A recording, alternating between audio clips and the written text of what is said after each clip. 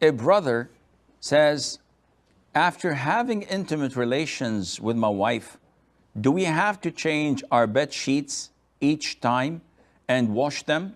We do not use condoms, so fluid from me will get on the sheets, either semen or pre-seminal fluid, or the fluid will be from my spouse.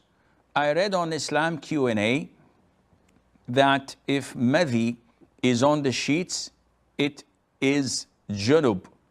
But if it's many, it is not.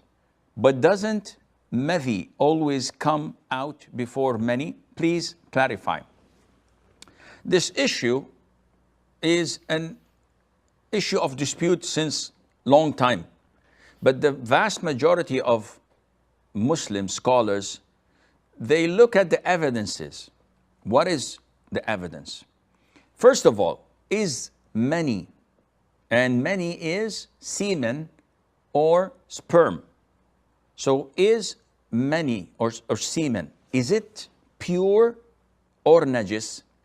What comes out of a person is either urine, and this is najis, or madhi, which is the prosthetic fluid, and this is also najis. Usually it comes when there is intimacy or flirting with the spouse. And there is wadi, and this is yellowish, a little bit thin, that comes usually after urinating or when carrying something that is heavy or when it is extremely cold. And in all of these three are najis. And then we have semen. And this is for men and women. However, women have something extra, which is the continuous vaginal discharge, which is an issue of dispute. In the most authentic opinion is that it is not najis and it does not nullify wudu. It is more or less like sweat. So when we come to the issue of semen, many, we have a hadith which is authentic that Mother Aisha narrated. May Allah be pleased with her. She said that whenever there are traces of semen on the garment of the Prophet ﷺ, if it is dry, I would rub it off with my fingernail.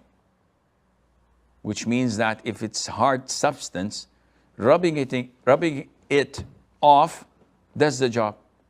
And if it's wet, I would wash it. Now, scholars from this hadith, they learned that semen is pure because whenever there is an impurity, rubbing it off does not make the surface or the garment or the cloth pure. You have to wash it. But when she told us that rubbing it off does the job, this meant that semen is pure. Now, how did this semen reach that area, that garment? Was it mixed with pre-seminal fluid, madhi? Was it mixed with his spouse discharge? This is something we do not have knowledge of, but we have the basic knowledge. That is, whenever there are such discharges on your bed sheet mixed with semen, then this is pure. Because we don't have details of what Mother Aisha did, may Allah be pleased with her, and the content of what she rubbed off. And hence we assume that it is sufficient to be removed, and if not removed, it is still pure, regardless of what was mixed with it. And this is the most authentic opinion. So whether you have it on your bed sheet, whether you have it on your clothes, it is pure. Is it disgusting or not? Definitely. But it doesn't affect the validity of your salat if you have it. Would it be recommended to wash it? Yes, sure.